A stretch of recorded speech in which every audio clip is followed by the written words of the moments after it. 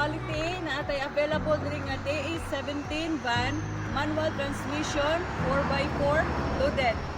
Kani sino iyang headlight mo? Then naka off-road mags na pwede siya.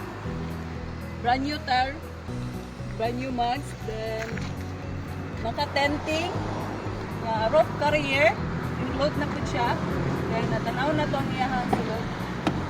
So kani power window, naka upholstery, cold aircon pud siya mga kasuki. Then kani foldable po lang iyang lingkuranan. Barato ra po din siya sa halagang 380,000. Then kita na to diri nga naapod siya yung libreng extra set. Then brand new battery po din siya. So located diri sa Darong Santa Cruz, Davao del Sur. So anhin na mo diri o kalit na.